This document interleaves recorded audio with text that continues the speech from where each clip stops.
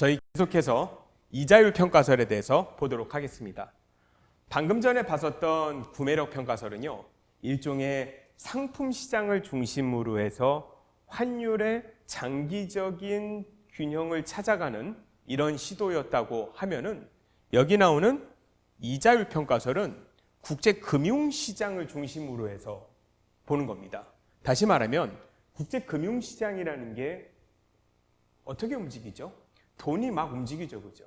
근데 사실은 이자율이라는 게 굉장히 큰 변수로 작용을 하죠. 그래서 국제 금융 시장을 중심으로 해서 이자율 평가설은 기대 수익률이라는 변수를 여기다 적용을 합니다. 자, 이자율 평가, 영어로 interest rate parity라고 하는데요. 이 기본적으로 이제 parity라는 거는 아까 말씀드린 대로 being equal이라는 뜻이라고 그랬죠. 상품 시장에서의 일물일가 법칙이 국제 금융 시장에 적용된 거다라고 보면 되고요. 그 동일한 통화로 환산했을 때 모든 국가에서의 투자의 기대 수익률이 같다는 것을 의미하죠. 자, 무슨 말이냐면 투자의 기대 수익률이 높으면 그쪽으로 돈이 이동하겠죠. 언제까지 이동할까요? 투자 수익률이 같아질 때까지요. 기본적으로 이제 균형을 그 전제에 깔고 있고, 그래서 purchasing power parity가요, 장기적인 환율의 변화를 예측하는 시도라고 하면은 이 이자율 평가설은 단기 환율의 변화를 예측하는데 기초적 이론을 제공합니다. 하나가 장기고 하나가 단기죠. 자, 조금 더 자세히 보시는데 이게 조금 더 어려워요, 사실은. 자, 무슨 말이냐 하면은 종류는 일단 세 가지고요. 무위험 이자율 평가, 유위험 이자율 평가, 실질 이자율 평가, 이런 세 가지가 있는데 아마 처음 이해하시면 나머지가 다 이해가 되지 않을까라는 생각입니다. 이제 무위험이라는 건 영어로 이제 covered라고 돼 있죠. covered interest rate parity라고 해서 CIRP 이렇게 약자로도 쓰고요.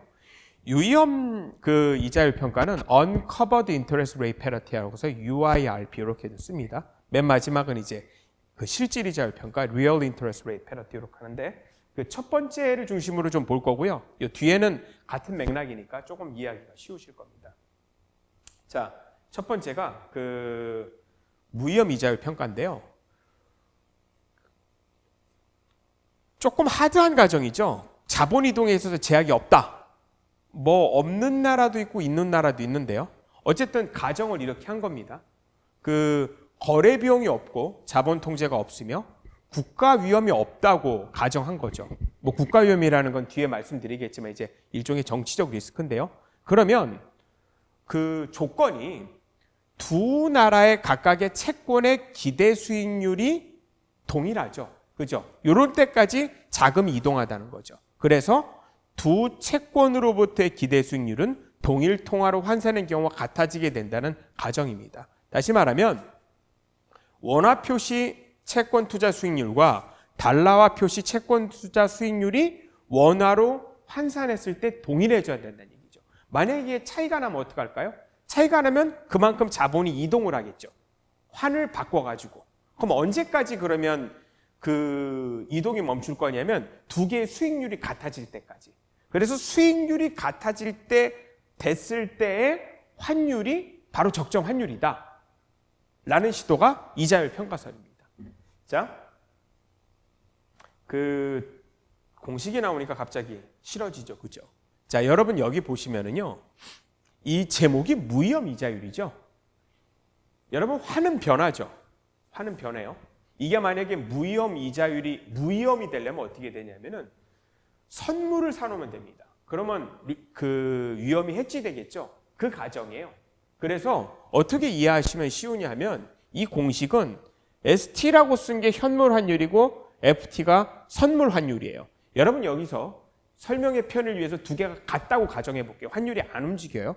그러면 양국 간의 이자율 균형은 1 플러스 I 에스터리스크 두 개가 같습니다. 자, 이게 무슨 말이냐면 갑자기 이게 뭐죠? 이거는 원금을 1로 봤을 때 자, 이게 뭐냐면요. 여러분 그 1년 만기 채권이 있다고 그래볼게요. 채권 이자를 20% 준다고 가정해 볼게요. 그러면 제 돈 1을 투여하면은 1년 후에는 얼마를 받죠? 1 플러스 이자율만큼 받겠죠. 아까 20% 이자 준댔으니까 0.2가 되겠죠. 그래서 공식을 쓰면 1 플러스 i예요. 이게 뭐예요? 국내 채권 수익률이죠. 그러면 1 플러스 i 에스터리스크는 얼마죠? 요거는 외국에서의 채권 수익률입니다. 만약에 환율이 변화가 없다라고 그러면 이게 1이 되겠죠. 그죠? 근데 이 사실 이 두 매개 사이에는 아까 말씀드린 대로 환율이라는 게 있는 거죠. 다시 말하면 이자율을 아무리 많이 준다고 하더라도 환율이 많이 바뀌어버리면 손해를 보죠. 우리 실제로 이런 경우가 그 과거 브라질에서 한번 있었던 적 있죠. 월드컵 전후에서 브라질 채권을 12% 확정 이자율을 준다고 막 했는데 사실은 끝에 가서 손해봤어요. 왜냐하면 환율이 왕창 떨어졌기 때문에 그렇거든요. 자, 어쨌든 이렇게 나타낼 수 있다는 겁니다. 그래서 현물 환율을 ST로 나타내고 선물 환율을 FT로 이렇게 나타낸다는 거죠. 그래서 균형 조건을 이렇게 이자율 차이를 어떻게 보면 현물과 선물 차이로 이렇게 나타내는 겁니다. 여러분 이렇게 차이로 나타내야지 계산이 정확하다고는 앞에서 말씀드렸죠. 그래서 선물 환율이 현물 환율로부터 이탈하는 정도를 나타내는 것을 우리는 선물한 할증 이렇게 불리는데 이 그래프 한번 볼까요? 여기 이자율 격차와 선물 할증 이게 어떤 이론이냐면 예를 들면 이거죠. 두 개의 이자율이 이렇게 같아야 돼요. 만약에 오른쪽으로 가던 왼쪽으로 가던 자본이 이동해서 이 균형을 맞춘다는 이론이거든요. 그래서 여기 보시면 제가 직관적으로 이해할 수 있도록 여기 써놨어요. 보세요. 현재 1대 1000이에요. 현재 현물 환율이. 근데 그 1대 1200으로 예상이 돼요. 예상이 돼요. 여러분 이렇게 예상이 되면은요. 제 말 이해하시죠? 다시요. 갑자기 좀 어려워져 가지고. 어려워져 가지고. 자, 저희 뭐 하고 있죠? 저희 네, 이자율 평가설입니다. 다시 원론으로요. 갑자기 좀 어려울 것 같아서요. 느낌에 그냥. 그래서 다시 보면은요. 우리 다시 맨 앞으로 가볼까? 다시. 제가 갑자기 좀 어려운 얘기해서. 여러분 지금 현재 이자율 평가설이라는 걸 하고 있는데 환율을 예상해 본다는 의미죠. 그죠? 우리 과거에 요 전 슬라이드에서는 전장에서는 뭐 배웠죠? 전장에서는 구매력 평가에 대해서 배웠잖아요. 우리 구매력 평가라는 건 뭐에 포커스를 맞췄어요? 물건에 대해서. 맞죠? 일물 일가선에 기본한 것에서. 이러다 보니까 물건의 값이니까 물가로 맞췄죠. 그죠? 그래서 장기적인 환율을 예측하는 데 도움을 받았다. 이렇게 말씀드렸고요. 이번에는 그렇게 보지 말고요. 돈의 흐름인 이자율을 보는 겁니다. 여러분 국제 그 관계를 보면은 크게 상품이 이동하고 금융이 이동해요. 그래서 상품이 이동하는 걸 배우는 게 우리가 국제 무역론이고요. 금융이 이동하는 걸 배우는 게 저희가 배우는 국제 금융론입니다. 그래서 이번에는 금융에 포커스를 맞춰봤다. 기본적으로 이해하신 거죠, 그죠? 네. 자, 특히 금융인데요. 금융은 이자를 보고 움직이죠. 이자가 굉장히 중요한 변수 중에 하나입니다. 그래서요, 우리 뭘 보냐면요, 그 수익률이라는 거를 볼 건데, 자, 요거를 좀 직관적으로 예상해 볼게요. 지금 여기까지 배웠어요. 자, 어떻게 직관적으로 예상하면 이렇게 보는 거예요. 현재 환율이 1대 1000입니다. 근데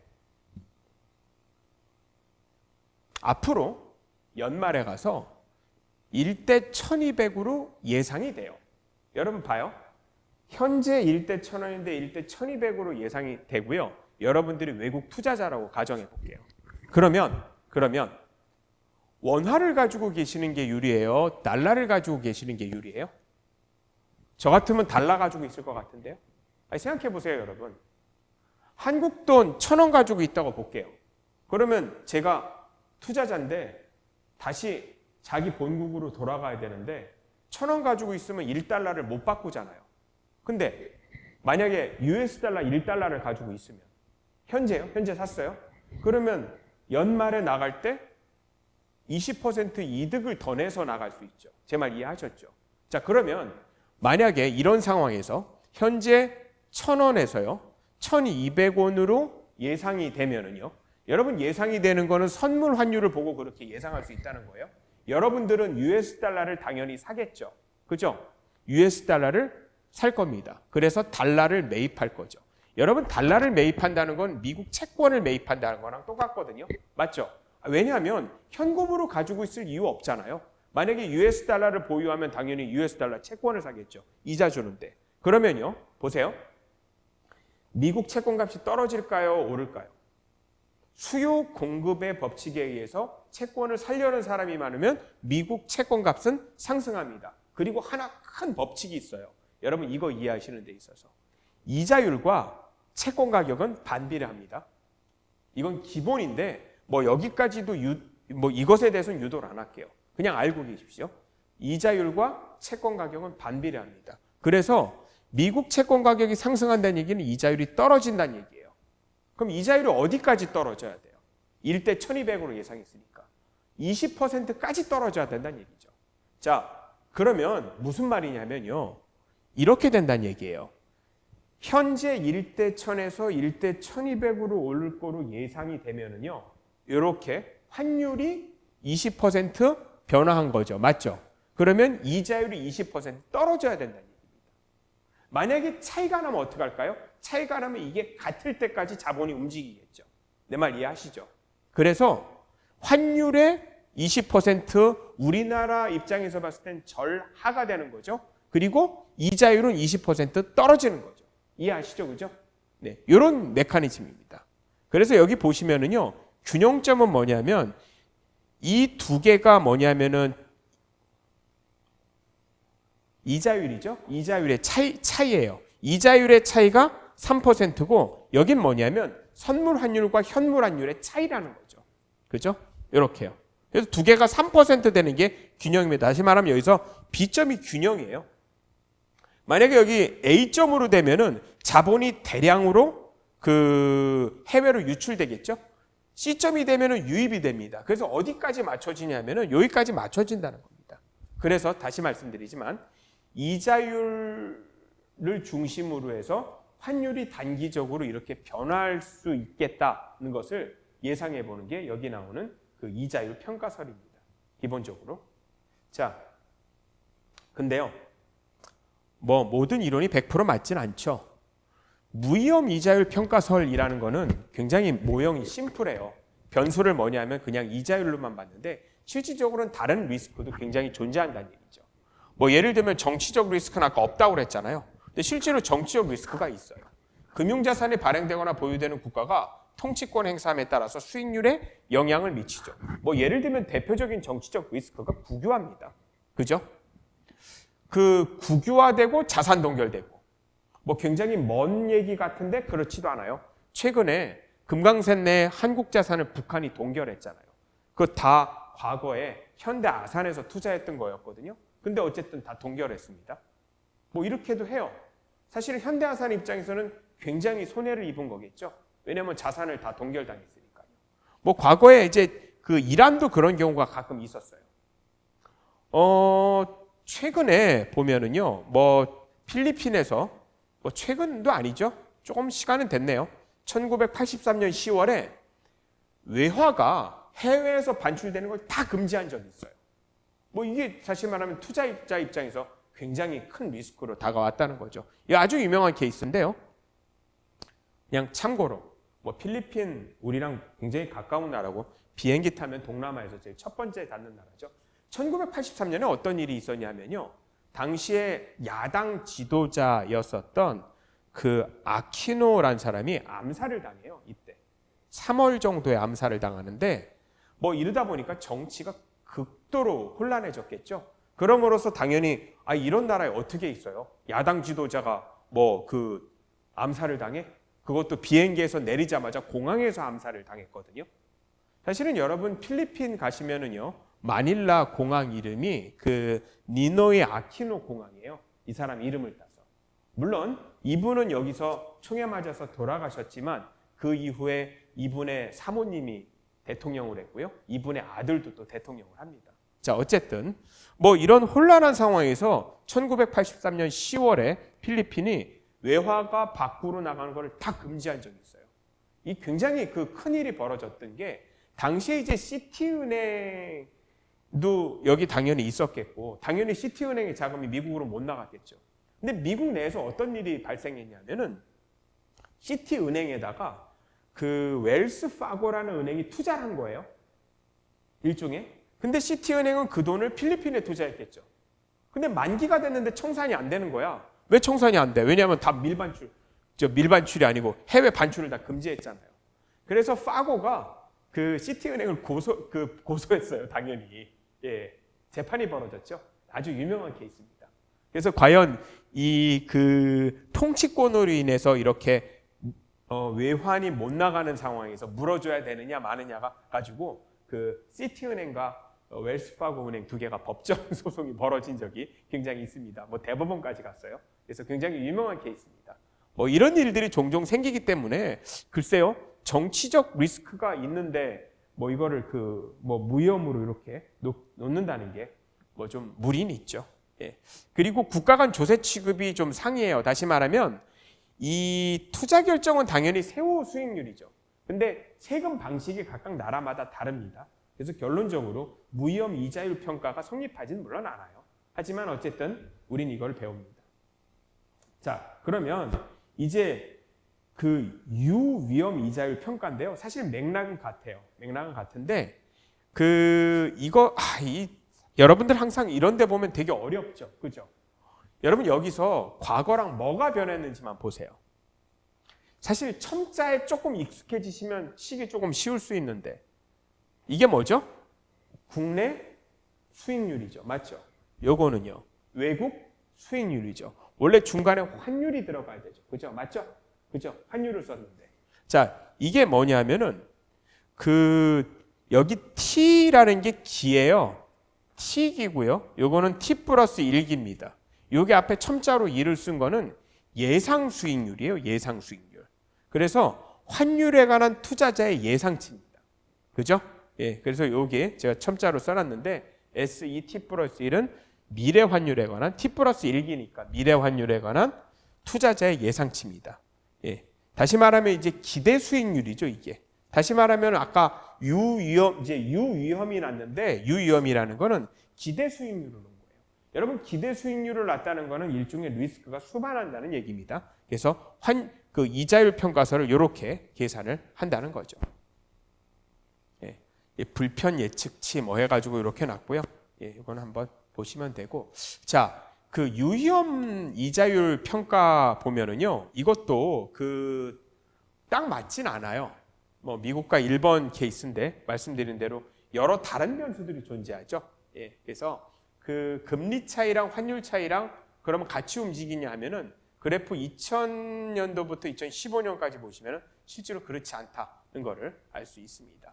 자, 맨 마지막으로 저희 이제 실질 이자율 평가인데 그 실질 이자율이라는 거는 조금 더 다른 변수들이 이제 들어가요. 여러분 실질과 명목이라는 것의 차이는 두 개의 물가 상승률이 있다는 거죠. 다시 말하면 실질 이자율은 명목 이자율에서 물가 상승률을 제해 주는 게 그 실질 이자율의 정의입니다. 그래서 여기 보면 이제 실질 이자율을 정의하고 그 식을 이렇게 놨는데 식은 조금 어려워 보이죠. 아까보다 조금 더 복잡한데요. 이유는 아까 말씀드린 대로 차이를 봤기 때문에 그래요. 그래서 실질 이자율 평가란 국가 간 실질 이자율이 같아진다는 거고요. 그 실질 이자율이 같아진다는 거는 상대적 구매력 평가, 그 다음에 유위험 평가 이자율이 동시에 만족되는 경우이기 때문에 조금 식은 복잡해집니다. 그래서 아까 나온 식들을 여기 나오는 식이랑 같이 이렇게 결합을 했죠. 그래서요, 요 조금 어려워요. 예, 어렵고요. 종합하면은 국가 간의 명목 이자율 차이라는 게 각국의 예상 인플레이션에 의해서 발생한다는 이런 것에 근거를 두고 있습니다. 이자율 평가설인데 요 뒤에 테크닉한 부분은 좀 넘어갈게요. 이자율 평가설에 관한 검증을 뭐 여러 학자들이 했는데 뭐 모든 이론이 그렇습니다만 이것도 역시 100% 맞진 않습니다. 그렇고요. 뭐 여러 학자들이 나와요. 어쨌든 그 100% 맞진 않다. 변동도 심하다는 것을 보여주고 있습니다. 자, 그래서요. 보시면은요. 그 예상 인플레이션 차이와 예상 환율 변화의 차이는 말씀드린 대로 그 상대적 구매력 평가설에 의해서 이렇게 도출을 했습니다. 상대적 구매력 평가설이라는 건 말씀드린 대로 구매력 평가설이라는 게 환율에 관한 일종의 장기적인 예측치라고 했고요. 그 다음에 예상 인플레이션 차이, 그 이자율 간의 차이, 이거는 실질 이자율 평가설에서 이렇게 도출한 거죠. 그리고 이자율 차이, 예상 그 환율 변화 차이는 유의엄 이자율 평가설에 의해서 이렇게 도출했습니다. 그리고 이제 그거 말고도 이제 이자율 평가 선물할 할증 차이에는 여기 무위험 이자율 평가라는 게 도출했고요. 그래서 다 배웠고요. 다 배웠고 여기에 대해서 전반적으로 이렇게 전체적으로 종합을 해본 겁니다. 그래서 환율을 장기적으로 이렇게 예상하려는 이런 시도들에 대해서 배웠고요. 여러분 요거는 조금 복습을 해주셔야 돼요. 좀 어렵습니다. 그래서 결론적으로 말씀드린다면은 뭐냐면 환율을 한번 예상해 보는데 장기적으로 예상해 보는 방법 그리고 중단기적으로 예상해 보는 방법 이 두 가지였죠. 그리고 말씀드리면 장기적으로는 뭐였죠? 구매력 평가설이었고요. 그 다음에 중단기적으로는 이자율 평가설이었고 이게 큰 골자입니다. 한번 꼭 복습해 주시기 바라고요. 중간에 객관식 문제들도 한번 잘 보고서 응용해 보시길 바랍니다. 오늘 여기까지 하겠습니다. 감사합니다.